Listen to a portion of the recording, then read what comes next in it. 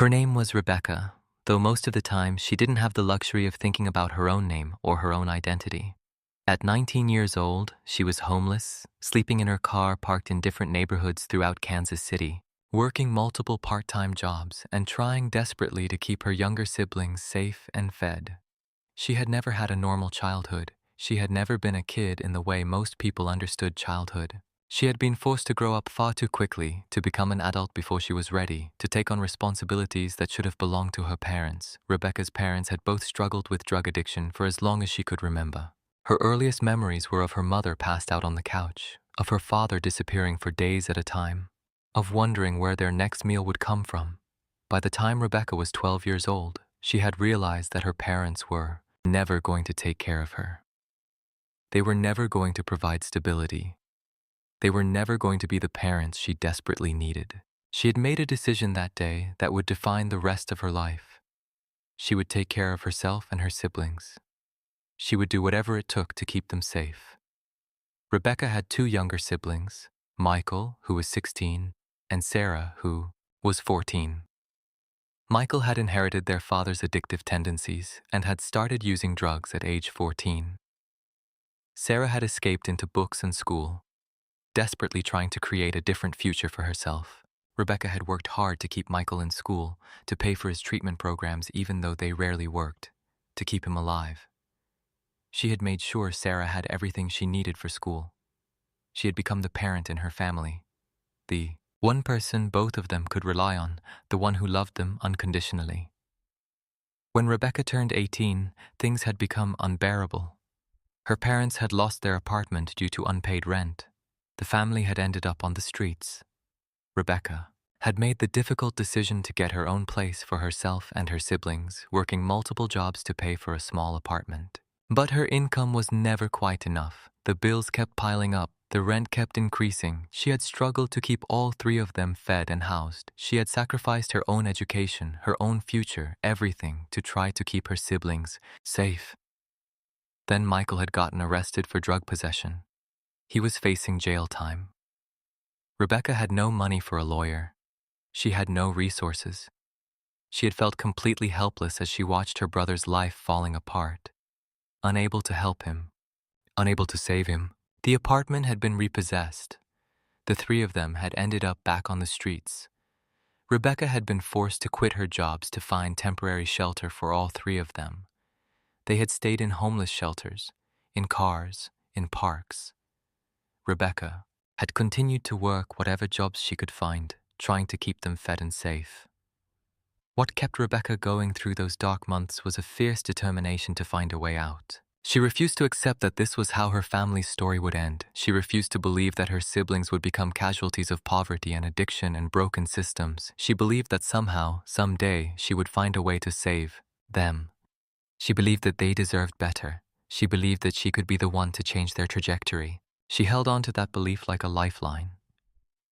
Then, one day while she was exploring abandoned buildings looking for a safe place to sleep, Rebecca had discovered something extraordinary. She had found an abandoned school building in Kansas City.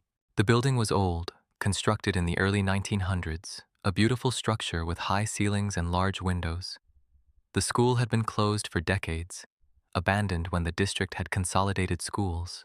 The building sat empty, slowly decaying, forgotten by everyone except for urban explorers and homeless people seeking shelter. As Rebecca explored the building, she had found something that changed everything. In the basement, behind a locked door, she had discovered a vault. An old bank vault from the early 20th century, sealed and locked. She had wondered what could possibly be inside. She had spent hours trying to figure out how to open it, researching online, asking questions of people she trusted. Eventually, she had found a way to access it, and when she finally opened that vault, her entire life changed in an instant. Inside the vault was gold. Hundreds of pieces of gold jewelry, gold bars, precious metals. There were gemstones, diamonds, rubies, emeralds, all carefully organized and preserved. There was vintage currency, rare coins, numismatic treasures. There was a fortune, easily, worth hundreds of thousands of dollars, hidden in that vault for decades, waiting to be discovered. Before we continue, if stories like this mean something to you, hit subscribe and tell us in the comments where you're watching from. We love seeing how far these stories travel. Rebecca sat in that vault for hours, staring at the gold and precious metals, unable to believe what she was seeing. She thought about her parents, addiction. She thought about Michael in jail. She thought about Sarah trying to maintain her grades while living in shelters. She thought about all the nights she had gone hungry so her siblings could eat. She thought about the years of sacrifice and struggle, and she understood that this discovery could change everything. This gold could save her family. This treasure could give them a future. But Rebecca also knew that finding this gold raised serious questions. How had it gotten into this vault? Did it belong to the school? Had someone hidden it there deliberately? Was it stolen? Should she contact the authorities? Should she try to find the rightful owners? She felt the weight of these ethical questions, but she also felt the weight of her responsibility to her family.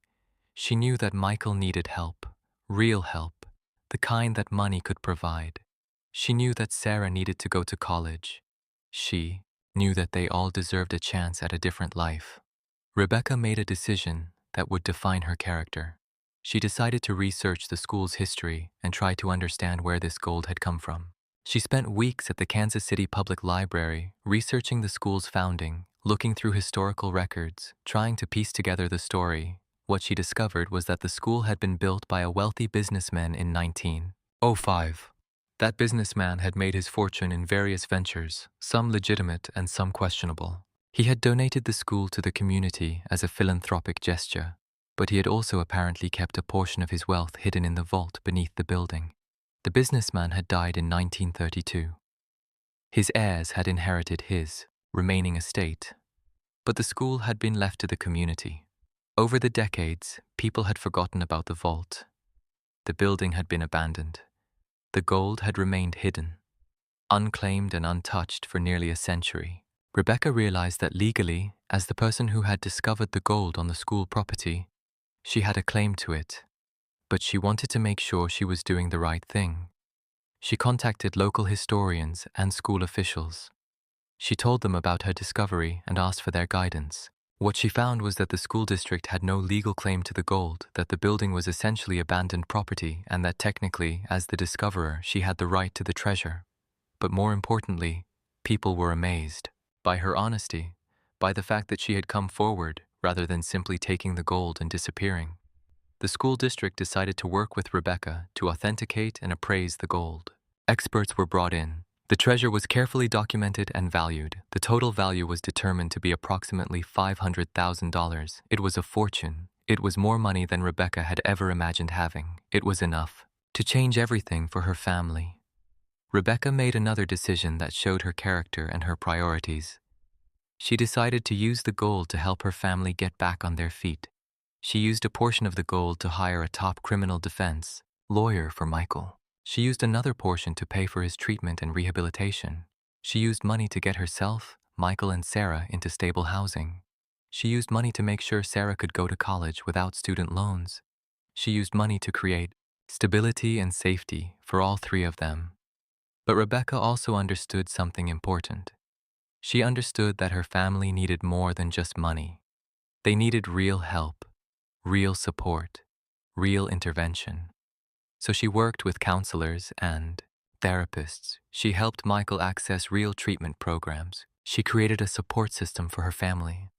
She made sure they all understood that this treasure was an opportunity to change their lives, but only if they were willing to do the hard work of healing and growth. With the resources that the gold provided, Rebecca immediately hired one of the best criminal defense lawyers in Kansas City to represent Michael.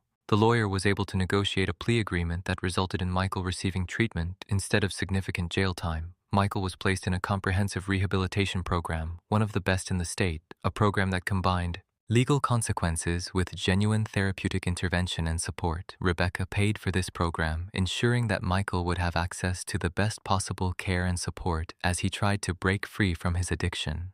The first months of Michael's rehabilitation were incredibly difficult. He struggled with withdrawal symptoms. He struggled with the emotional weight of accepting his addiction. He struggled with taking responsibility for his actions. But Rebecca was there for him every step of the way. She visited him regularly.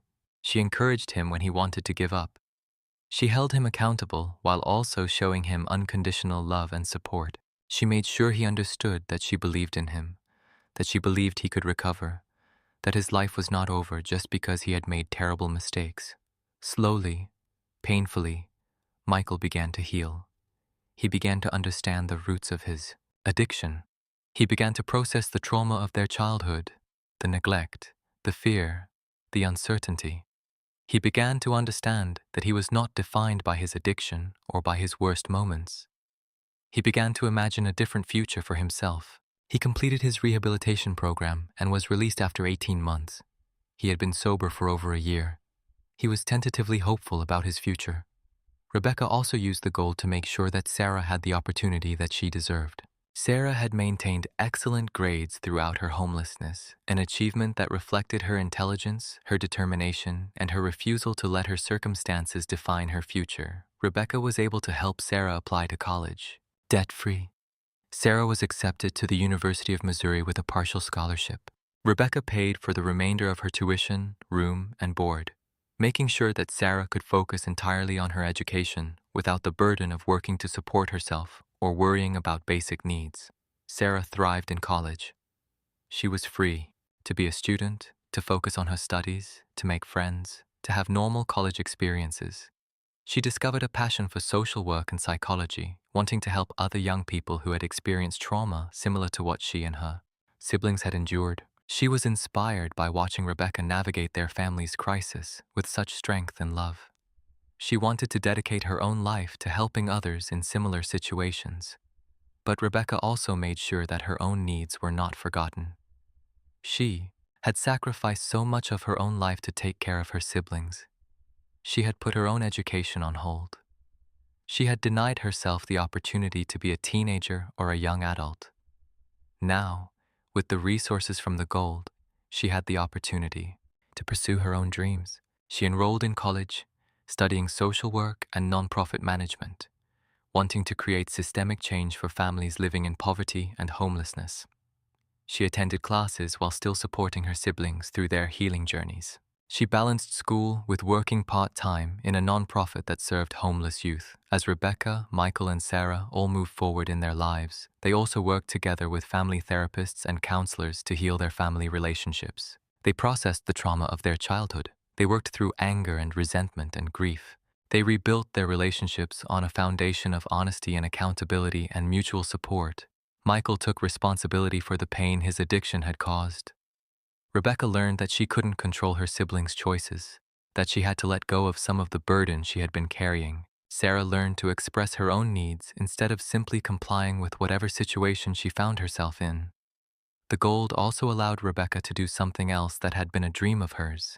She created a nonprofit organization called the Protectors, dedicated to helping young people in situations similar to what she and her siblings had experienced. The organization provided emergency housing, food support, counseling, legal services, and educational support to homeless youth. Rebecca used a significant portion of the gold to endow the organization, ensuring it would have sustainable funding for years to come. The Protectors became wildly successful. Rebecca hired staff who had themselves experienced homelessness and poverty, believing that lived experience was crucial to understanding and serving the population they were trying to help. She created programs that addressed not just the immediate needs of homeless youth, but their long-term healing and development. She helped dozens of young people access education, training, and stable housing. She helped reconnect families that had been torn apart by poverty and addiction. She provided mentorship and guidance to youth who, like her, had been forced to grow up too quickly and shoulder responsibilities that should have belonged to adults. Rebecca also made the decision to be honest about where the gold had come from and how she had used it. She wrote about her discovery of the vault in a memoir. She spoke publicly about her family's experience with homelessness and addiction. She used her platform to advocate for systemic change around poverty, homelessness, and addiction. She worked with local and state officials to improve services for homeless youth. She became known as someone who genuinely understood the struggles of vulnerable young people because she had lived through them herself. Michael, having completed his rehabilitation, pursued his own path. He got his GED and began taking community college classes, eventually transferring to a 4-year university. He studied engineering and became employed in his field, building a stable life for himself. He remained in regular contact with Rebecca and Sarah, a source of support and connection. He helped with the protectors sometimes, sharing his story with young people struggling with addiction, telling them that recovery was possible, that life could improve, that they were worth saving. Sarah graduated from the University of Missouri with honors, with a degree in social work. She was hired by a nonprofit similar to the Protectors, working directly with homeless youth. She was inspired by watching Rebecca create an organization and build a life dedicated to helping others. She understood that her own experience of homelessness, as difficult as it had been, had given her a depth of empathy and understanding that made her incredibly effective in her work. She was helping dozens of young people every year, many of them at similar risk to where she had been. Today, Rebecca is 24 years old. She has completed her college degree in social work and nonprofit management. She is the founder and executive director of the Protectors, which has expanded to serve not just Kansas City, but multiple cities across the Midwest. She has a staff of 30 people, many of them with lived experience of homelessness. She has helped over 1,000 young people access housing, education, and support services. She has created real systemic change in how her community addresses youth homelessness. But more importantly, Rebecca has created a family that is healthy, stable, and healing. Michael is sober and employed and building a life. Sarah is in graduate school studying clinical social work. All three siblings are connected to each other through genuine love and mutual support. They have processed their trauma and are working toward healing. They have broken the cycle of addiction and poverty that had defined their family for generations. Rebecca also found love. She met someone kind and understanding who appreciated her strength and her commitment to helping others. She built a relationship based on genuine connection and mutual respect. She allowed herself to have a personal life, to have happiness that was not tied to her siblings' survival, but was rooted in her own worth and her own deserving of love and partnership. When Rebecca thinks about the gold now, when she thinks about that moment in the vault when she realized her life could change, she understands that the gold was not just a financial resource. The gold was a test of her character. It was an opportunity to demonstrate what she valued and who she was at her core. She could have taken the gold and disappeared, could have used it only for herself, could have abandoned her siblings. But instead, she used it to save her family and to dedicate her life to helping other families in similar situations. Rebecca bought an abandoned school building for $0. She never technically purchased it, just discovered it. What she found inside was not just gold and precious metals, but a way to transform her family's trajectory and her community's capacity to help vulnerable youth. What she created is an organization that has saved lives and provided hope to hundreds of young people. What she demonstrated is that sometimes the greatest strength comes not from personal achievement, but from protecting those you love and dedicating yourself to systemic change that helps entire communities heal. Every day when Rebecca arrives at the Protector's office, when she meets with young people experiencing homelessness, when she helps them access resources and support, when she listens to their stories and their struggles, she is reminded of her own journey. She is reminded of the nights she went hungry so her siblings could eat. She is reminded of the fear of not knowing where they would sleep. She is reminded of the moment she opened that vault and realized that change was possible. She is reminded that sometimes a single discovery, a single moment of luck can change everything, but only if you have the courage and the character to use it wisely, to think of others' needs alongside your own, to dedicate yourself to breaking cycles and creating healing for your family and your community. Michael, Sarah, and Rebecca are proof that families can heal. They are proof that young people can overcome extraordinary adversity. They are proof that one person's determination and sacrifice and love can create ripples that change an entire family's trajectory. They are proof that sometimes the greatest treasures are not found in vaults but are built through love, through commitment, through the willingness to protect those you care about, and to work towards systemic change that helps entire communities.